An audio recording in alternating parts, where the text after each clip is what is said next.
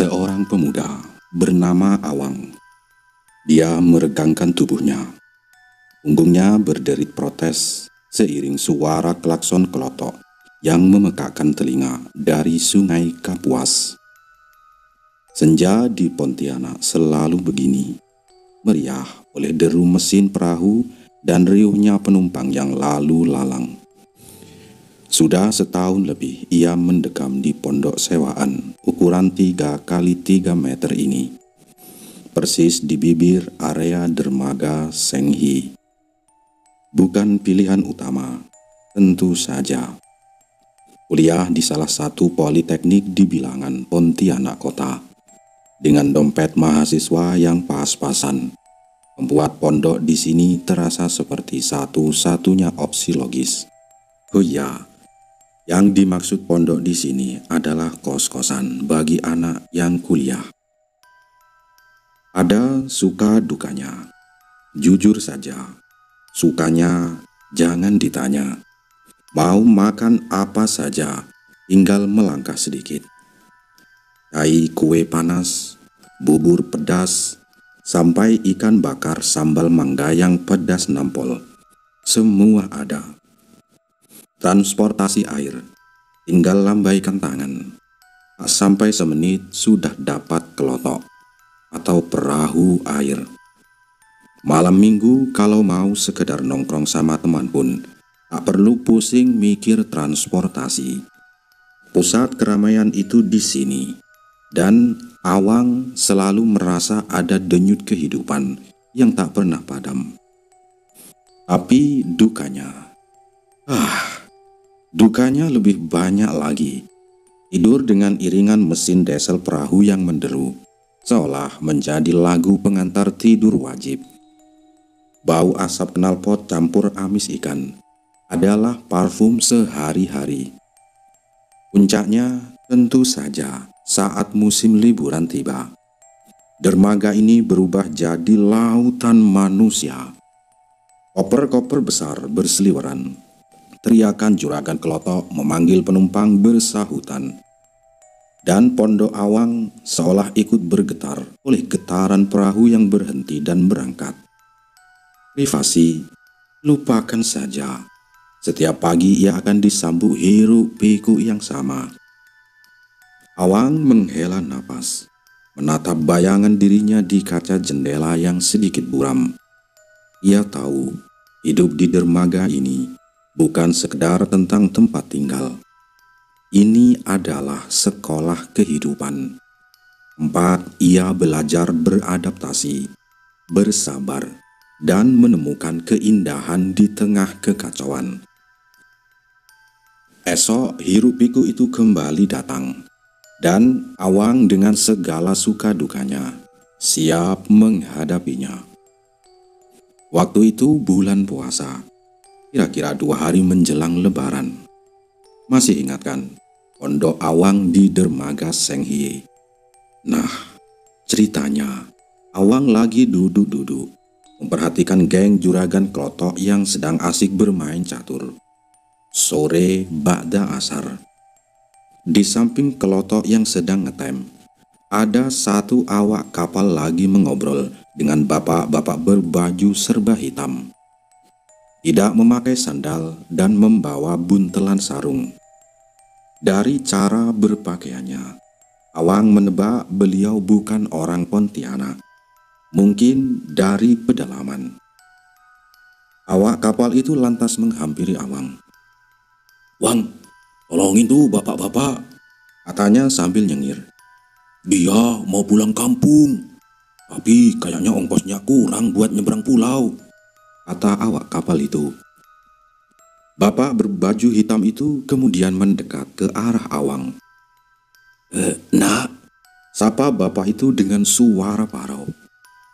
"Saya mau pulang kampung, tapi tidak punya ongkos. Saya mau jual barang saya ini, Nak." Tangannya menunjuk buntelan sarung yang dibawanya. Awang merasa agak nyambung ngobrol dengan beliau, karena kebetulan Awang punya orang tua angkat di daerah Sambas, perbatasan, sama seperti kampung halaman bapak itu. Singkat cerita, bapak itu menawarkan untuk menjual isi buntelan yang dia bawa kepada Awang. Namun, Awang bilang tidak punya uang banyak. Isi kantongnya hanya Rp150.000. Tidak ada lebihnya. Pak, kata Awang sambil menggaruk-garuk kepalanya. Ini duit saya cuma ada 150.000, Pak. Itu pun hasil puasa nge-game seminggu. Saya juga tidak pulang kampung. Bagaimana kalau duit ini kita bagi dua saja?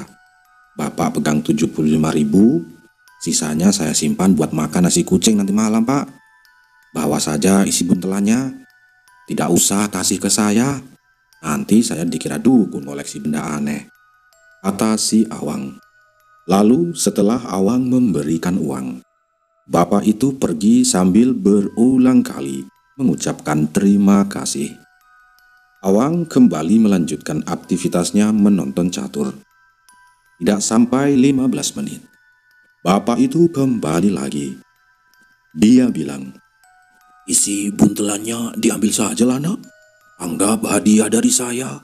Lumayan buat pajangan, biar pondokmu gak kosong melompong, kata bapak itu. Bapak itu lantas membuka buntelannya yang terbungkus sarung hitam.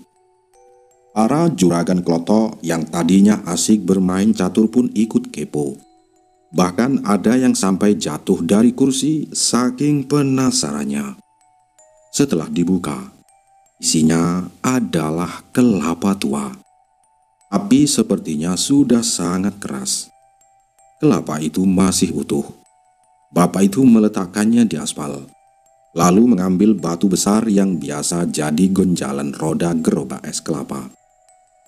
Kelapa itu dihantam pakai batu. Batoknya pecah berserakan. Tidak ada airnya. Hanya tersisa seperempat bagian yang masih utuh. Ada bonggolnya, kecil seukuran kerikil. Bonggolnya utuh, tidak pecah sedikit pun. Tahu kan bonggol kelapa?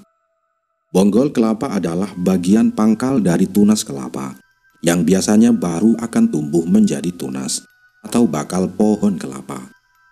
Bonggol ini menempel pada daging buah kelapa dan seringkali menjadi cikal bakal kecambah kelapa jika mendapatkan kondisi yang tepat untuk tumbuh. Singkat cerita, bapak itu kemudian mengambil bonggol kelapa yang utuh tadi, lalu berkata kepada semua orang yang mengerubunginya, "Kalau ada yang bisa memecahkan batu kelapa ini, saya anggap orang sakti. Bisa jadi pawang buaya Sungai Kapuas," kata bapak itu. Sekarang juragan klotok mengambil bonggol itu dan menghantamnya dengan batu besar. Namun batunya yang retak, sedangkan bonggolnya tetap sehat walafiat, tak sedikit pun lecet. Juragan itu sampai meringis kesakitan. Aduh, batu apa ini? Batu apa besi? Kok nggak mempan?" kata juragan klotok itu. Semua orang terdiam, terheran-heran. Bahkan ada yang sampai menganga lebar. Lalat hampir masuk ke mulutnya. Bapak itu menghampiri Awang dan berkata, "Kamu memberi saya uang tanpa mengharapkan imbalan. Ini saya berikan kepadamu untuk jaga-jaga, Nak. Kalau kamu pandai merawat, dia akan jadi teman yang baik. Isinya perempuan." Batu kelapa itu dimasukkan paksa ke kantong baju Awang. Dan Awang pun menerima hadiah itu sambil garuk-garuk kepala. Aduh, perempuan. Jangan-jangan isinya boneka arwah. Waduh, bisa repot ini kalau ketahuan emak di kampung, batin si Awang. Awang melanjutkan menonton catur hingga maghrib. Setelah berbuka puasa, Awang teringat ucapan bapak itu. Dia bilang isinya perempuan. Penasaran, akhirnya Awang pergi ke ruangan Engkong Janggut, bapak angkat Awang, ketua paguyuban dermaga Senghie. Yang beginian, Engkong Janggut pasti paham betul. Sesampainya di ruangan Engkong Janggut, Awang menceritakan proses Awang mendapatkan batu kelapa itu. Kalau di suku Dayak, orang menyebutnya batu karinget. Kalau istilah lazim di masyarakat, biasanya disebut mustika. Ya, kata Engkong Janggut, itu adalah mustika kelapa. Awang bercerita ke Engkong bahwa bapak itu memberitahu kalau isi batunya perempuan. Dan Awang belum mengerti apa maksudnya. Engkong Janggut memegangi batu itu, lalu meletakkannya di samping mandau pusakanya. Sambil memejamkan mata, Engkong Janggut terlihat seperti sedang menerawang. Keningnya berkerut, bibirnya komat-kamit. Entah membaca mantra apa. Awang sampai ingin ikutan mijitin jenggotnya, saking lamanya. Kira-kira 5 menitan, Engkong Janggut membuka matanya, lalu menghela napas panjang. Beliau berkata, "Namanya hadiah, terima saja. Ini isinya nenek kebayan sungai. Kalau tidak kuat memegangnya, kasih ke Engkong saja, nanti Engkong simpan. Engkong kan sudah biasa nangkepin buaya darat, apalagi cuma nenek kebayan," kata si Engkong. Ya sudah, Awang pun membawa kembali batu itu ke pondok dan menyimpannya di atas ventilasi pintu. Awang tidak memberikannya kepada Engkong Janggut. Nenek kebayan sungai, jangan-jangan sukanya minta rokok sama kopi.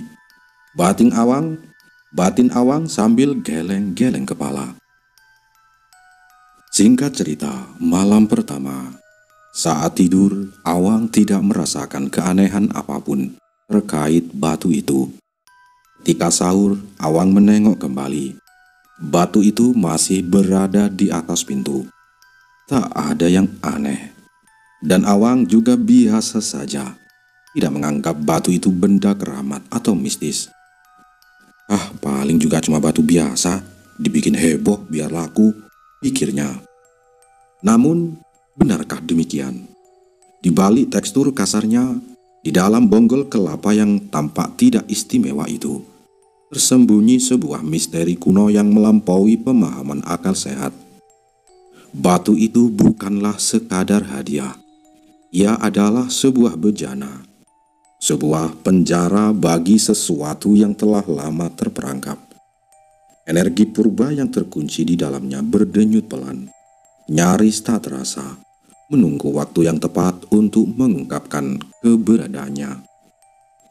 Setiap malam, ketika kegelapan menyelimuti dermaga Senghye dan suara bising mulai mereda, dari dalam batu itu, sesosok energi halus mulai menggeliat. Ia belum bermanifestasi secara kasat mata, hanya sebuah kehadiran tak terlihat yang perlahan-lahan mencoba menjalin ikatan dengan pemilik barunya. Sebuah desiran tipis, hembusan napas tak kasat mata, atau bahkan mimpi-mimpi samar yang akan mulai menyambangi tidur Awang. Batu itu yang awalnya dianggap benda biasa, menyimpan rahasia tentang penghuni gaib yang kini terikat padanya, menunggu untuk berinteraksi, atau mungkin untuk terbebas. Mungkin saja nanti si nenek kebayan minta dibelikan bubur pedas tengah malam. Singkat cerita, besoknya malam takbiran, anak-anak pondok sudah pada pulang kampung. Awang yang sudah beberapa tahun tidak pernah mudik, menghabiskan malam takbiran dengan bermain PS sendirian. Awalnya jadi juru kunci pondok. Sepi sekali rasanya. Bahkan suara jangkrik pun terdengar seperti konser musik metal, saking heningnya. Lebaran hari pertama, Awang masih bertahan di pondok sendirian. Mau main kemana juga bingung. Rumah saudara juga masih pada pulang kampung. Duit menipis. Untungnya, Awang tertolong ketupat dari tetangga yang memang paham kalau Awang tidak pernah pulang kampung. Alhamdulillah, rezeki anak soleh yang gak mudik. gumamnya sambil melahap ketupat rendang. Hari kedua, Awang mulai bosan bermain PS. Sampai-sampai ia mengobrol dengan karakter game saking kesepiannya. Akhirnya ada saudaranya yang mengajak menginap di rumahnya di daerah pinggiran kota. Wah, lumayan, bisa numpang makan gratis dan main PS sepuasnya, pikirnya. Segeralah Awang berangkat, membawa PS dan baju yang banyak, biar bisa menginap lebih lama. Awang lupa sama batu itu. Awang meninggalkannya di pondok atau di kosan. Singkat cerita, rencana menginap di rumah saudara berakhir dengan libur panjang. Si Awang ini betah sampai 2 mingguan karena banyak lawan tanding main PS. Bahkan ia sempat mengajari sepupunya jurus-jurus rahasia di game itu. Awang akhirnya kembali ke pondok. Kira-kira pas sudah mau masuk ajaran semester baru. Pondok pasti sudah ramai lagi. Dan benar saja, beberapa kamar nampak sudah berpenghuni lagi. Tapi kok tidak ada tanda-tanda manusianya. Malah ada bau-bau bunga melati bercampur aroma pandan yang aneh. Awang mencoba berpikir positif. Paling pada kecapean habis mudik. Dan sekarang zaman macetnya parah. Sampai motor bisa jadi pesawat kalau saking ngebutnya di jalan. Batin si Awang. Besok paginya, Awang bangun dan mau ke warung untuk membeli kopi. Awang melewati kamar bawah dan sempat mendengar anak pondok cewek mengobrol soal kejadian seram. Pondok Awang itu campur. Yang lantai bawah cewek semua. Lantai atas isinya cowok semua. Awang belum terlalu paham ceritanya karena cuma lewat saja. Tapi telinganya sudah agak gatal mendengar kata seram. Di warung kopi yang letaknya tak jauh dari pondok, Awang memesan kopi hitam. Ibu warung, Mak Uti, tersenyum menyambutnya. Wah, Awang, baru kelihatan batang hidungnya. Sudah balik dari mudik, nak, kata Mak Uti. Enggak, Mak, enggak mudik, jawab Awang sambil mengambil tempat duduk di bangku panjang. Numpang nginep di rumah saudara saja, Mak. Ini baru balik. Pondok sudah mulai ramai lagi ya, Mak, kata Awang. Iya, sudah pada balik kok, Wang. Tapi agak beda suasananya, ujar Mak Uti, suaranya sedikit merendah. Seperti sedang membocorkan rahasia negara. 2 malam yang lalu, anak-anak cewek di pondokmu itu ketakutan, Mang. Sampai subuh baru bisa tenang. Katanya ada yang nangis-nangis di sana. Terus ada yang ketawa cekikikan, kata Mak Uti. Awang menyeruput kopinya. Rasa penasarannya mulai terusik. Ketakutan kenapa ya, Mak? Ada apa memangnya, Mak? Jangan-jangan cuma mimpi buruk gara-gara kebanyakan makan ketupat, Mak, tanya si Awang. Mak Uti mendekat, berbisik. Katanya ada yang mengganggu, Wang. Suara-suara aneh. Terus ada yang lihat penampakan juga katanya. Persis di lantai atas, di tempat kamar cowok-cowok. Mana bau melati kuat betul. Kayaknya ada yang habis mandi kembang 7 rupa, kata Mak Uti. Awang mengerutkan kening. Lantai atas, kamar cowok. Tapi Awang kan yang menempati area cowok ini sendirian. Lantai atas, kamar cowok. Waduh, jangan-jangan yang gangguin itu hantu jomblo yang iri lihat anak-anak pada pulang kampung, batinnya. Setelah minum kopi dan membayar, Awang kembali ke pondok.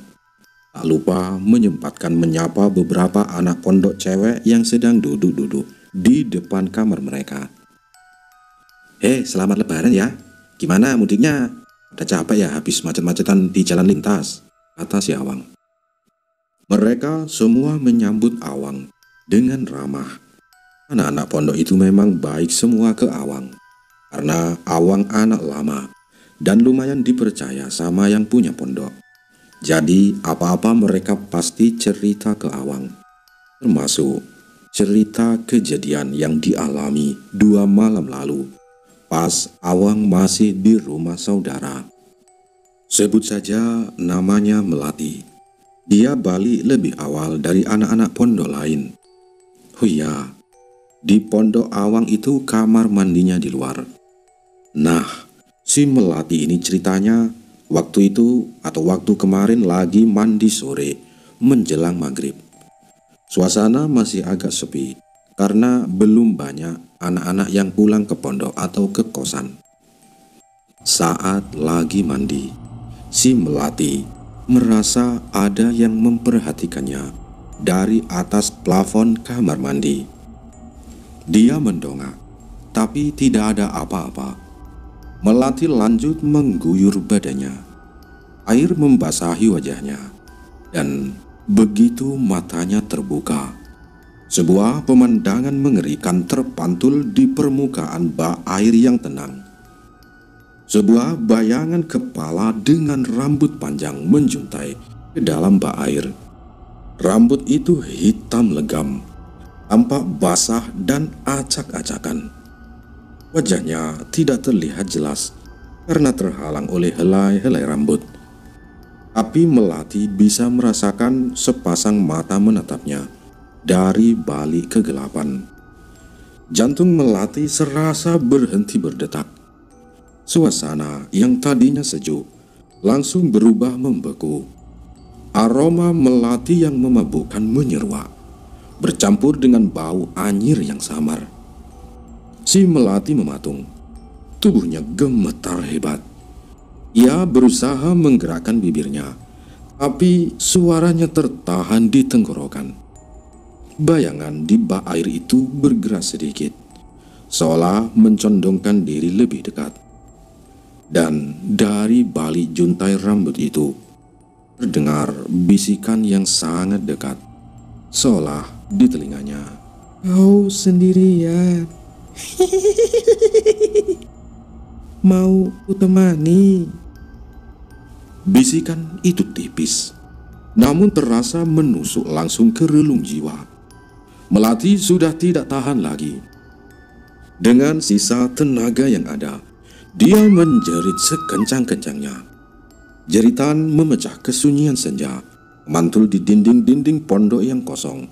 Bahkan cicak yang sedang merayap di dinding pun sampai terjatuh saking kagetnya. Lagi mengingat handuk yang tergantung, Melati langsung lari tunggang langgang keluar dari kamar mandi. Tubuhnya masih basah kuyup, meneteskan air di sepanjang koridor. Dia terus berlari sampai tiba di kamarnya, lalu buru-buru mengunci pintu dengan tangan gemetar. Terjebak di dalam kamar sendirian, Melati terisak hebat, menangis ketakutan sambil berusaha menghubungi teman-teman pondoknya agar segera kembali. Keesokan harinya, beberapa anak cewek mulai berdatangan. Mereka menemukan Melati yang masih pucat pasi, matanya sembab, dan tubuhnya sesekali masih bergetar. Dengan suara tercekat, Melati menceritakan semua yang dialaminya di kamar mandi 2 malam yang lalu. Ceritanya menyebar cepat, dan aura ketakutan mulai menyelimuti kembali ke pondok yang tadinya sepi itu. Cerita Melati yang menyebar cepat, ada yang percaya bulat-bulat sampai ikut merinding, ada juga yang bilang itu cuma halusinasi atau kelelahan setelah perjalanan. Kalau menurut Awang sih, itu malah bayangan Melati sendiri karena belum mandi pakai sabun, makanya seram. Awang bercandain begitu, Melati malah manyun dan melotot. "Ih, Awang, kau pikir enak apa digituin? Jangan bercanda, serem beneran itu. Untung aku gak jantungan," protes Melati dengan bibir cemberut. Tangannya memukul lengan Awang pelan. Awang cuma cengengesan. "Ya, habis siapa suruh mandi sore-sore mau maghrib? Emang itu jamnya mereka keluyuran, Nong. Mungkin dia mau ikut nyapu juga." Goda Awang lagi. "Ah, bodo amat. Pokoknya itu nyata. bayangin aja kamu lagi asyik keramas, terus ada rambut ngejuntai di bak air. Terus dibisikin, kau sendirian. Kan bikin kaget. Melati memperagakan adegan itu dengan mata melotot, membuat teman-teman cewek lain yang mendengarkan ikut bergidik. Ada yang sampai menutup mata, saking takutnya. Ih, serem banget ya. Jangan-jangan itu si Mbak Ponti dari lantai atas, Mel. Timpal salah satu teman mereka yang bernama Dayang, yang langsung memeluk lengan Melati. Dia kesepian. Dia itu kesepian, gak ada teman gibah, makanya gangguin kalian, kata Awang dengan geleng-geleng kepala. Dia itu kesepian, gak ada teman gibah, makanya gangguin kalian, kata Awang dengan geleng-geleng kepala. Awang pun meneruskan, kalian ini baru juga balik sudah langsung horor-hororan. Biasalah, namanya juga pondok lama, pasti ada penghuninya. Yang penting jangan diganggu. Dia juga gak akan ganggu, paling cuma mau minta pulsa atau wifi gratis. Kata Awang mencoba menenangkan.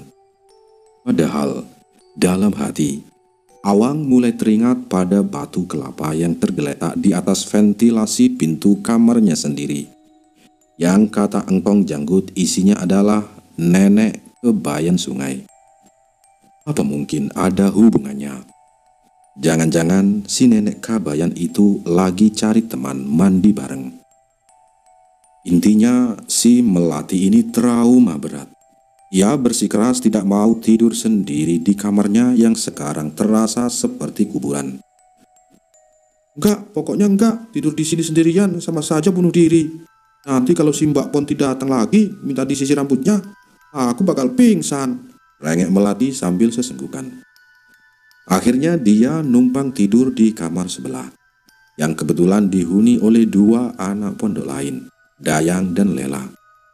Kamar mereka jadi seperti posko pengungsian dadakan, penuh bantal dan selimut berserakan. Pokoknya aku gak mau tidur sendirian loh, kalian berdua jangan tinggalin saya ya, pinta Melati dengan wajah memelas, matanya masih sembab. Tenang aja Mel, kita temenin kok. Tapi kalau sampai ada suara aneh dari kamar mandi, kita lempar kamu duluan ya. Celetuk Lela sambil terkekeh, mencoba mencairkan suasana tegang. Melati langsung menoyor kepala Lela.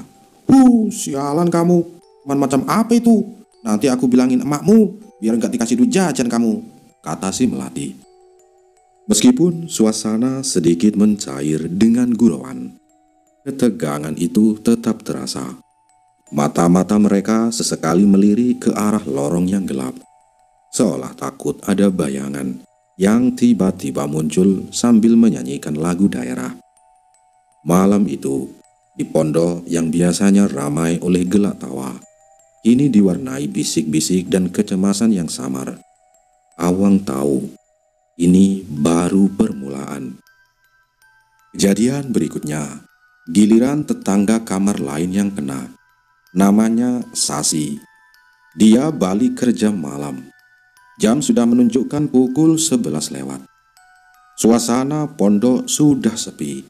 Hanya ada beberapa lampu yang menyala samar. Kucing-kucing pun sudah pada pulas di pos ronda. Sasi melangkah lelah menuju pagar pondok. Tangannya meraih gembok. Dan saat ia hendak membukanya, pandangannya tak sengaja terarah ke pohon rambutan besar di depan pondok. Di sana, di salah satu dahan yang melengkung rendah, sesosok putih dengan rambut panjang terurai duduk meringkuk, seperti habis maraton. Lelah betul nampaknya.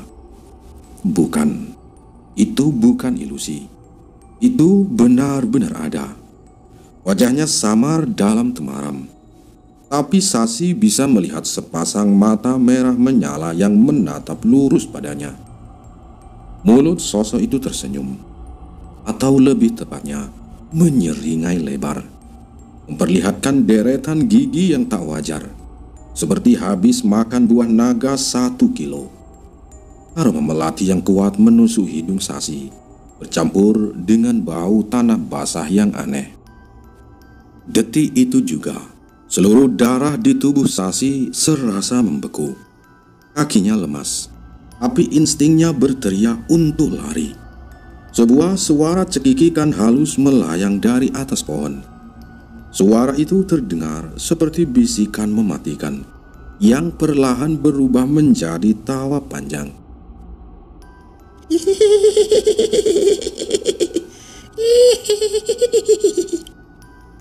Sendirian. Sasi tidak sanggup lagi. Dia menjerit. Jeritan histeris yang memekakkan telinga, memecah keheningan malam. Gembok di tangannya terlepas.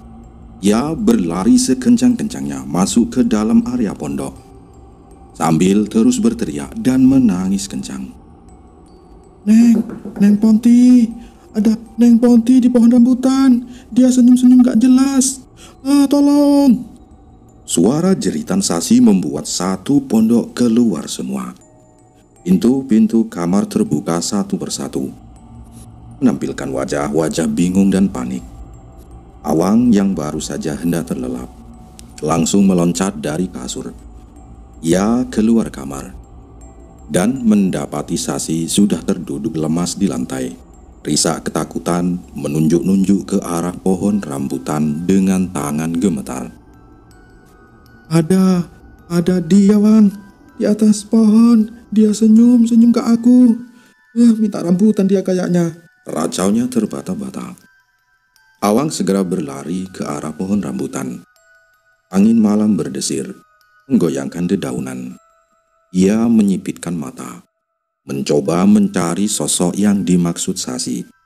Namun tidak ada apa-apa. Pohon rambutan itu berdiri kokoh. Dahan-dahannya menjuntai seperti biasa, tanpa ada tanda-tanda keberadaan makhluk lain. Hanya keheningan yang mencekam. Setelah jeritan Sasi mereda, menyisakan hawa dingin yang menusuk tulang, Awang merasa bulu kudunya meremang. Wadidaw, jangan-jangan si nenek bayan sungai itu lagi cari cemilan malam. Waduh, gawat nih, pikirnya. Sesuatu yang tidak beres sedang terjadi di pondok ini. Singkat cerita, anak-anak pondok yang cowok mulai ngobrol soal kejadian ini. Masa iya sih ada Ponti di sini? Jangan-jangan cuma kucing kejepit. Begitu kira-kira pertanyaan yang terus berputar. Apalagi Awang. Sebagai anak lama, Awang paham betul suasana pondok ini. Baik-baik saja. Selama ini paling banter cuma ketuker sandal. Sumpah, Awang belum ngeh sama sekali soal bonggol kelapa pemberian bapak itu. Karena memang tidak percaya sama hal-hal mistis. Paling itu cuma sugesti atau kelelahan karena kebanyakan ngegame, pikir Awang.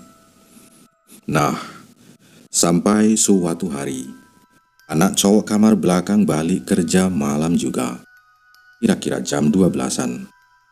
Man Awang ini dikenal alim banget, rajin ibadah, ngajinya tiap malam, dan tidak pernah aneh-aneh. Kalau kata Awang, dia ini paket lengkap calon penghuni surga. Sebut saja namanya Rizky. Pas dia naik tangga, dia langsung ke kamar mandi. Letak kamar mandi persis samping tangga. Saat dia mau masuk ke kamar mandi, dia menengok ke ujung lorong pondok. Di situ ada bak sampah yang besar. Dan di atas bak sampah itu, Rizky melihat ada yang lagi duduk, kayak lagi nongkrong nungguin tukang bakso lewat. Karena lorong pondok agak remang-remang, Rizky tidak begitu ngeh. Dia masuk ke kamar mandi. Air keran mengalir membasahi wajahnya yang lelah. Pikiran Rizky hanya tertuju pada dinginnya air yang menyegarkan. Alhamdulillah, segernya kayak mandi di air terjun. Gumamnya. Namun begitu keluar dari kamar mandi, Rizky berjalan menuju bak sampah yang memang mengarah ke kamarnya. Sosok itu masih duduk di sana. Rizky mulai mendekat. Langkahnya pelan. Mata Rizky berusaha fokus menembus remangnya lampu lorong. Semakin dekat, siluet itu semakin jelas. Rambut panjang terurai, pakaian putih lusuh, dan sepasang mata merah yang kini menatap lurus padanya. Wajahnya agak seram, tapi Rizky masih berpikir, oh, mungkin itu teman pondok yang lagi iseng pakai bedak tebal. Detak jantung Rizky berhenti. Udara di sekitarnya terasa menipis, digantikan oleh aroma melati yang menusuk hidung. Terlalu pekat, terlalu memuakan. Dari bibir pucat sosok itu terdengar bisikan tipis. Selamat malam, Rizky. Kok belum tidur? Rizky terhuyung mundur. Suara itu, suara perempuan itu menyebut namanya tepat di depannya. Sosok itu kini tersenyum. Sebuah senyuman lebar, tanpa rona, kosong, dengan gigi-gigi yang terlalu banyak, terlalu tajam. Samar-samar, Rizky melihat ada bercak merah kehitaman di sekitar tubuhnya. Keringat dingin langsung membanjiri tubuhnya. Loh, ini bukan teman pondok. Ini mah hantu beneran. Ya tahu nama aku lagi. Tolong, tolong. Rizky menjerit kencang. Jeritan yang benar-benar memecah keheningan malam. Penuh kepanikan dan ketakutan yang tak tertahankan. Bahkan ayam jago tetangga pun ikut berkokok saking kagetnya. Dia lari sekencang-kencangnya tanpa arah sambil terus berteriak. Otomatis semua isi pondok berhamburan keluar kamar, naik ke atas. Awang keluar kamar dan langsung ke arah Rizky yang kini sudah terduduk lemas di lantai. Di depan kamarnya, wajahnya pucat pasi, tubuhnya gemetar hebat, dan dia tidak berhenti merapal doa-doa. Ya ampun, Bang Awang, Abang, kata Rizky dengan suara parau dan gemetar. Rizky habis melihat Pontianak. Dia senyum-senyum dan tahu namaku. Awang masih tidak percaya sepenuhnya. Yakin kamu, Ki? Mana ada Pontianak di sini? Palingan cuma bayanganmu saja karena kebanyakan makan sambal terasi pas buka puasa kemarin. Yang lain juga sebagian masih meragukan, kecuali Melati yang memang sudah ada niatan pindah pondok sejak kejadian di kamar mandi. Dari situ, keyakinan semua orang kalau itu cuma halusinasi agak goyah.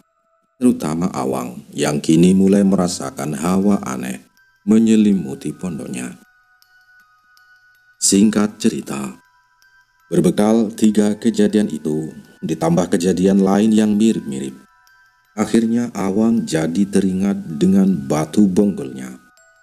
Bahkan ada beberapa penghuni pondok yang bilang mereka mencium bau amis seperti ikan busuk di dekat kamar Awang.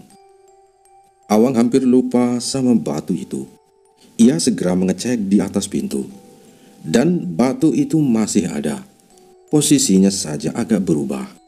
Awalnya Awang simpan di tengah. Pas Awang lihat, batu itu sudah berada di sudut ventilasi, seolah bergerak sendiri. Waduh, jangan-jangan dia lagi latihan senam malam, pikir Awang. Awang mengambil batu itu, memegangnya, dan berpikir sendiri. Apa iya sih Pontianak yang anak-anak pondok lihat itu berasal dari batu ini? Masa sih batu kecil begini ada penghuninya? Ini bukan telur naga kan? Awang mencoba menantang. Kalau betul kamu nenek kabayan sungai, kasih lihat wujudmu.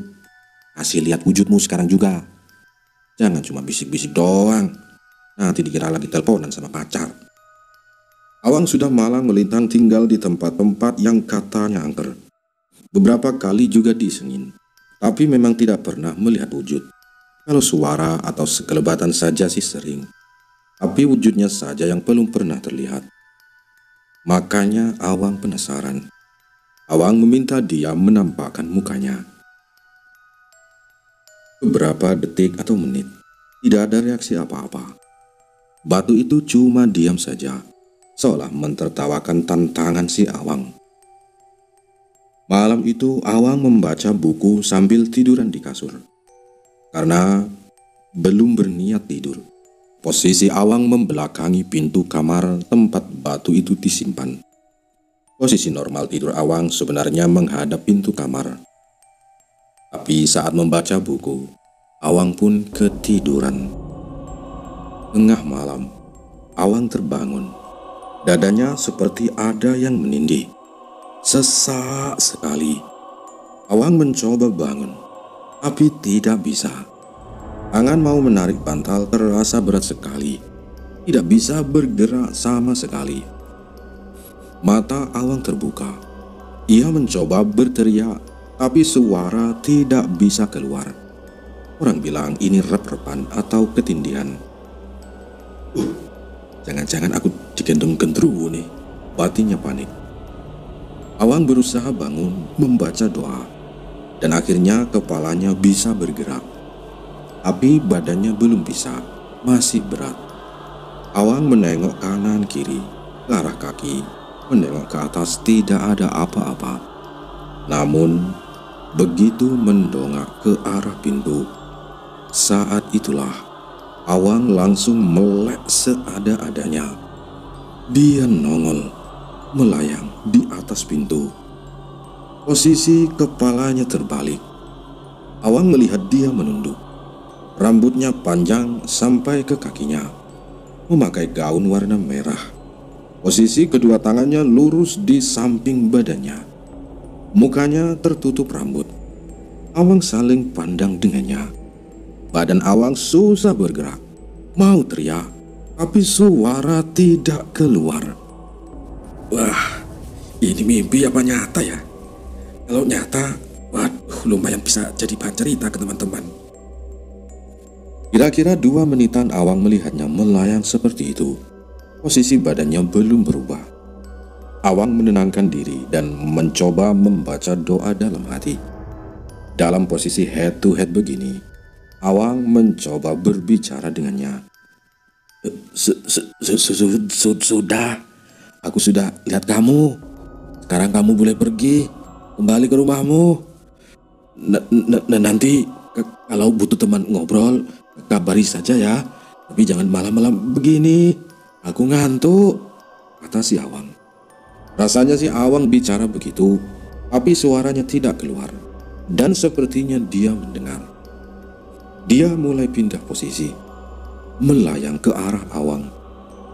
Kira-kira jarak semeter, dia terbang tepat di atas badan Awang. Iya, dia melayang, seperti sedang terbang sirkus. Posisi masih sama, saling pandang. Awang merasakan hawa dingin menusuk. Namun entah kenapa dia tidak terlalu takut. Mungkin karena sudah terlalu lemas. Dia melayang dan berputar-putar di atas plafon. Rambutnya panjang sekali, seperti iklan sampo. Awang tidak mencium bau aneh apapun. Seketika Awang berpikir ingin lari. Ya, lari keluar kamar. Tapi badannya terkunci. Sepertinya dia menguasai area pertempuran. Awang tidak bisa bergerak. Mungkin dia mau pamer ilmu terbangnya ya. Batin Awang pasrah. Bayangkan saja sendiri. Kejadian itu berlangsung kira-kira 30 menitan. Awang sampai berpikir, waduh, ini sudah berapa episode ya? Sampai akhirnya terdengar azan subuh pertama jam 3 pagi. Awang sudah lemas dan napasnya terengah-engah. Akhirnya dia terbang ke arah pintu kamar, cepat sekali, seperti orang kesiangan sahur. Ia langsung menghilang. Baru seluruh badan Awang bisa bergerak. Lemas sekali rasanya. Awang bangun dan langsung haus sekali. Ia mengambil minum, duduk dan bengong. Pikiran kacau balau. Dibilang mimpi tapi nyata. Mau tidak percaya, tapi malas sekali kalau dia nongol lagi. Awang sholat subuh dan tidak bisa tidur lagi sampai pagi. Hari ini kayaknya aku harus beli kopi lebih banyak nih, gumam Awang sambil menghela napas panjang. Singkat cerita, Pagi-pagi, Awang langsung menuju dermaga, membawa batu itu bersamanya. Awang yakin sekali kalau apa yang anak-anak pondok lihat adalah si dia ini, si nenek kebayan sungai. Pasti gara-gara si bonggol kelapa ini, pondokku jadi kayak rumah hantu. Ada istri semua, gak anak cewek, gak anak cowok, kabur semua. Ini batu biang onarnya. Gerutu Awang sambil memegang tasnya erat-erat. Rencananya mau Awang simpan di dermaga saja, tapi belum tahu mau disimpan di mana. Nanti ditaruh di kolong kelotok, malah dikira jimat penari ikan, pikirnya. Engkong Janggut itu suka mengejek orang. Kalau batu ini Awang kasih pada dia, pasti Awang habis-habisan diketawain. Dibilang lemah lah, penakut lah, dan pasti jadi bahan omongan orang sedermaga. Nanti dikira aku ini dukun cabul, ngoleksi nenek-nenek gaib. Bingung, batin si Awang. Awang memutuskan tidak memberi ke Engkong Janggut. Tapi ke siapa ya? Awang juga tidak cerita ke siapa-siapa kejadian malam itu. Nanti dibilang halusinasi karena kurang tidur. Alah, gak usah cerita, keluhnya. Waktu berjalan dari pagi hingga malam. Batu itu masih di tasnya Awang. Belum Awang kasih pada siapa-siapa. Diajak ngobrol juga tidak merespon. Dan akhirnya Awang bawa balik lagi ke pondok. Bingung sekali mau ditaruh di mana. Kejadian penampakan terus berulang. Awang jadi stres sendiri. Awang bingung ini batu mau dikemanain. Singkat cerita, suatu hari, kawan baik Awang di dermaga memutuskan untuk balik kampung. Dia asalnya dari daerah Barito dan lumayan tenar namanya di kalangan juragan Kelotok. Dia mau pulang kampung, ingin istirahat dari dunia jalanan yang penuh drama dan asap diesel. Katanya sih dia ingin berkebun saja, ikut kakak iparnya di sana menanam sawit. Malam-malam dia pamit ke pondok Awang. Sedih sih, dia teman baik. Urusan berantem dia jangan ditanya. Siapa yang maju duluan? Ya dia. Malam itu mereka menghabiskan waktu di pondok. Karena besok pagi teman Awang ini mau berangkat untuk pulang kampung. Sampai pada obrolan soal bekal baju pegangan masing-masing. Mungkin kalian mengerti. Maksudnya adalah semacam petuah atau pegangan dari orang tua atau dari kampung buat bekal merantau biar kuat mental dan fisiknya. Mungkin kalau orang Jawa, ini bisa dibilang dengan jimat. Awang tidak akan menjelaskan lebih lanjut. Kemudian teman Awang ini bilang, Wang, selama di Pontianak ini, lo adalah salah satu saudaraku yang paling baik. Gak bakal gue lupain seumur hidup. Sebagai kenang-kenangan, nih saya kasih baju. Kamu simpan baik-baik ya. Ingat, jangan aneh-aneh. Jangan dibuat nyari pacar. Nanti malah dapat yang serem. Pesannya, baju itu adalah baju keramat yang dibawa dari kampung oleh temannya Awang. Dia membuka sabuk pinggangnya lalu mengeluarkan semacam bungkusan kain putih. Dia komat kamit lalu membuka kain itu pelan-pelan. Di dalamnya ada semacam kulit harimau. Yang dimaksud baju adalah jimat itu tadi. Dia bilang itu bukan kulit harimau sembarangan. Ini kulit harimau jadi-jadian, Wang. Sudah dicuci 7 sungai, disiram 7 mata air. Wanginya memang mantap sih. Tebal dan bulu lorengnya cakep. Cocok untuk jadi selimut kalau lagi dingin. Kata si teman Awang. Simpan baik-baik nih, katanya lagi. Nah, di situ Awang juga ingin berbagi juga. Karena temannya ini memberi sesuatu yang berharga. Awang pun juga ingin memberi sesuatu yang berharga kepada dia. Masa aku dikasih jimat? Aku nggak ngasih apa-apa, kan nggak etis, batinnya Awang. Awang bilang pada dia, bentar bro. Saya ada sesuatu buat kamu simpan. Ini lebih dari sekedar jimat. Ini teman hidup. Awang naik ke plafon dan mengambil batu kelapa yang selama ini ia simpan. Awang kasih pada dia sebagai tukaran hadiah antar jimat. Awang kasih tahu kalau batu itu ada isinya. Kalau kamu bisa komunikasi sama dia, semoga bisa jadi kawan baik. Isinya nenek kebayan sungai. Ya lumayan lah, bisa diajak ngobrol kalau lagi kesepian. Siapa tahu diajak masak. Bisa masakin bubur pedas buat kamu. Mereka tertawa, tidak percaya, tapi temannya Awang ini menerima batu itu. Katanya, "Ah, paling cuma punggul kelapa biasa. Kamu ini kebanyakan ngayal, Wang," ejeknya. Besoknya dia balik naik bis ke pelabuhan Trisakti, menyeberang ke Sumatera. Singkat cerita, beberapa hari setelah dia balik ke kampungnya di Barito, tiba-tiba sahabat Awang ini menelpon balik. Suaranya panik. "Woi, Bang, kampret kamu. Ini batu isinya nenek kabehan beneran. Tadi malam dia nongol di dapur minta dibikinin kopi. Aduh, mana kopinya habis lagi. Gimana kau?" Asli Awang ketawa ngakak. Dan sekarang Awang tidak tahu lagi kabarnya di mana. Dan Awang membatin, semoga mereka berjodoh lah. Teman Awang kan jomblo abadi. Lumayan ada teman hidup dari alam lain. Hahaha, katanya sambil tertawa terbahak-bahak. Demikian cerita ini. Semoga menjadi pembelajaran bagi kita. Hati-hati menerima pemberian orang. Siapa tahu di dalamnya ada makhluk halus yang ingin menemani kita. Wassalam.